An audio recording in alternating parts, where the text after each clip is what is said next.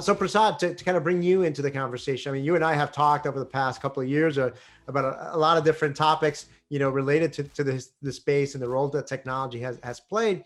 And it kind of got me thinking, I mean, in your conversations with brokers and logistics service providers, I assume that some capabilities that might have been, when you were talking to them 2, 3, 4 years ago, that might have been nice to have capabilities have now moved into the must have category. I mean, what are some of those things that now, are definitely in that must have category?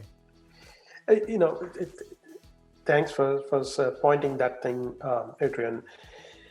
Definitely, when you look at in 2020, things almost got, a technology adoption that normally would have taken 3 to 5 years got shrunk down to 6 months. And that's primarily, everything that Russ said earlier, right? Everyone had to change overnight and adapt to something different, whether it's the freight that they move or operations. And in both these cases, the things that typically, more manual work with little reward, those types of tasks really got automated. Those were like, okay, nice to have, right? So for example, visibility. We knew visibility was catching on, but literally overnight, everybody said, hey, we need 100% visibility, as opposed to 60% visibility, 40%, or only the shippers that need visibility. I'm going to provide that to 100% visibility. I can't have people make check calls. I mean, when I have people working from home, that's the last thing I want them to do is, call a driver and say where he is. Right? So visibility became a table standard, but more importantly, it became 100% requirement. Now, the later part of the year, there is another thing that added to the visibility, that is not just visibility, but visibility converted into information. If a load is delayed, I want to know it. I want to know it ahead of time. So what are my alternatives to share with the shipper, right?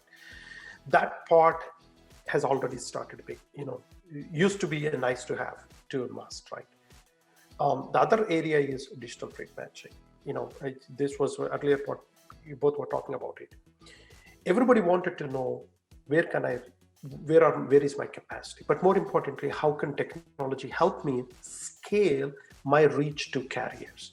And with little work, can I get these loads covered? So in a year later, people would say, well, I can put a person on a phone and make 30, 40 calls to cover a load. This is an obvious load. This is an obvious carrier that I've been working on. I don't need to spend any more time on that load.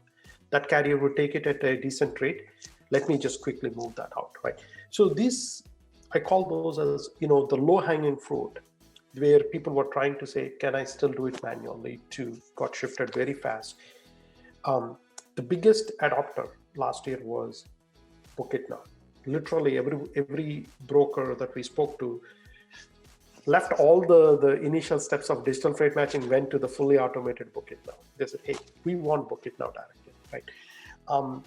That shows the pace at which the broker community has been adopting to technology. Yeah, a lot of great points. Agree more. Yeah, Russ, I know if you want to add to that.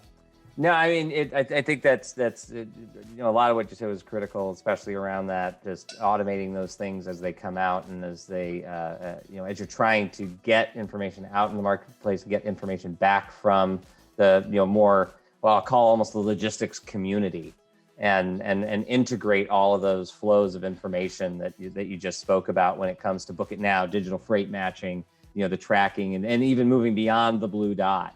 And moving to that, order level tracking and where's my thing, not where's the truck, and those types of systems and information flows. Right. Yeah, and a lot of great points. And I think, the point you made, Prasad, in terms of, just the accelerated rate that, this is all taking place, which obviously it's great for, providers, such as yourselves, but also, and this leads to my next question for you, Russ. I mean, there's so many opportunities, out there, right? So many areas that you can focus on when it comes to technology.